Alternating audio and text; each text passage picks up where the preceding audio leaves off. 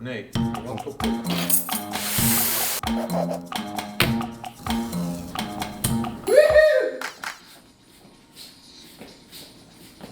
Hey, Dr.Draw, Alex here. Let me tell you a story about this kid who's addicted to drawing.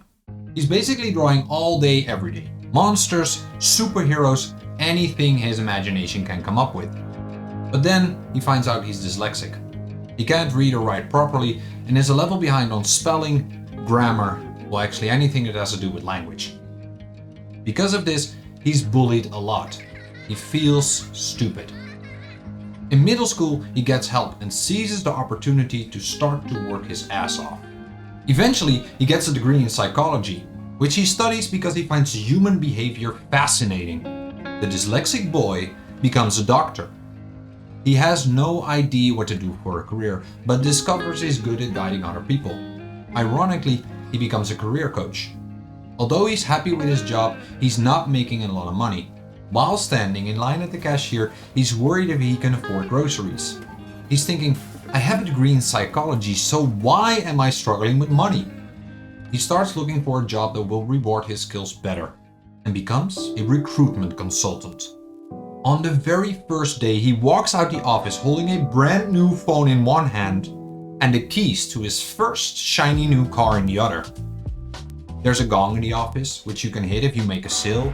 He wears a suit, makes tons of money, and has lots of parties. He's booming. But as the days go by, he starts to feel out of place. The one thing everybody is measured by is the amount of money they make. Money is nice, but it doesn't make you happy. He isn't happy. Or better said, I wasn't happy. So for the first time I wondered, what makes me happy? Drawing. Drawing makes me happy. So I quit the golden job and got a new one as a visual design consultant. This office has no gong, but huge drawings on the wall. And there's table tennis in the lunchroom. It's less fancy, but it feels more like home. The job is simple. Design visual stories for companies. We make comics, animations, and posters. I realized something very important. You can make money with something you love. And drawing is way more valuable than I imagined. It makes thoughts, feelings, well actually everything perceivable.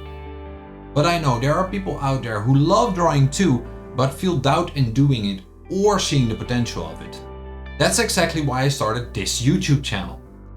You'll find tutorials and videos about the technical side of drawing, such as perspective and figure drawing, and the psychology that goes with it, motivation, embracing failures, and mindset. If you feel like this is something for you, join me on this adventure, because there are tons of creatives just like you waiting to learn and connect. This is Dr. Draw.